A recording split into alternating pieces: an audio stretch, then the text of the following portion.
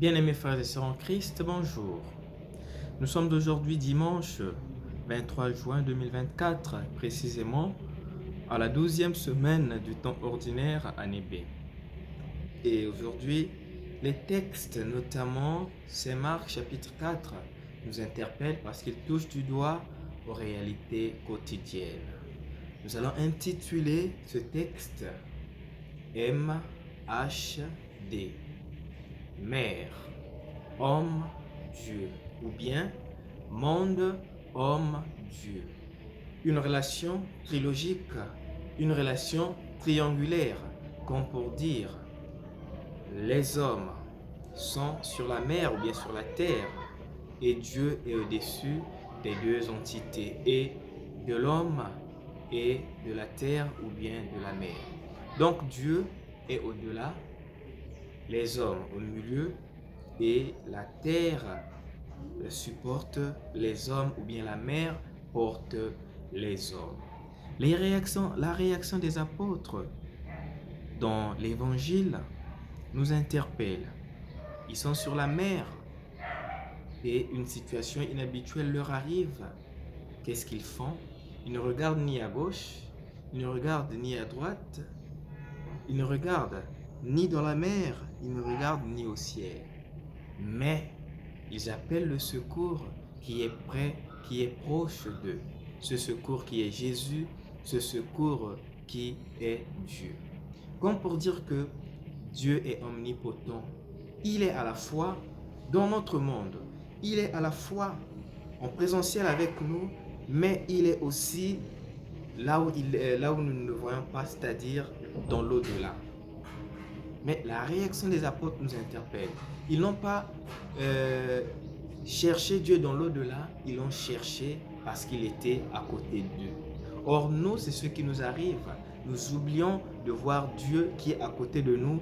Nous crions haut et fort, nous rabâchons pour avoir le secours de Dieu. Or, Dieu est omnipotent, il est à la fois avec nous et il est aussi dans l'au-delà, il est aussi dans d'autres cieux, dans d'autres espaces. La mer, le monde, symbolise tout ce qui nous renferme, les forces malignes ou bien les forces négatives qui sont sur nous, qui font une pression sur nous.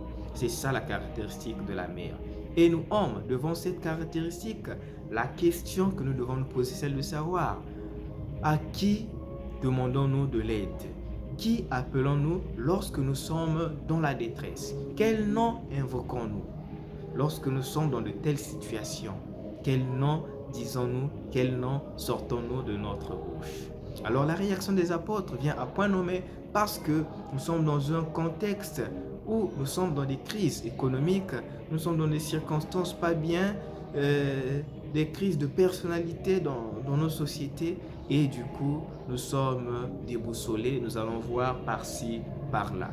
À cause du manque d'argent, à cause du manque d'enfants, à cause du manque de travail, à cause du manque de mariage, ainsi de suite, nous sommes dans l'incapacité de reconnaître que Dieu est à côté de nous. Il est capable d'agir, il est capable de dire à cette mer, arrête le désordre, arrête de souffler, laisse-les car ils sont mes créatures. Nous ne voyons pas cette capacité, nous ne voyons pas ce Dieu qui est proche de nous. Alors nous sommes interpellés, nous qui allons chercher le secours ailleurs, nous qui passons nos journées à la recherche du salut, à la recherche de la vérité, ne le faisons pas car Dieu est à côté de nous. Parlons juste, demandons avec conviction, demandons avec foi, il va nous écouter et il va nous exaucer. Demandons la grâce d'être posés, demandons la grâce au Seigneur Jésus-Christ d'être des hommes assidus de la prière afin que nous ne puissions pas dépendre d'autres personnes, nous ne puissions pas chercher le salut ailleurs, mais que nous puissions croire qu'il est là lorsque nous allons invoquer son nom, lorsque nous allons l'appeler, il va nous exaucer. Sainte journée à tous et à chacun, et que les forces de la mer qui nous envahissent au quotidien n'aient aucun effet sur nous. Amen.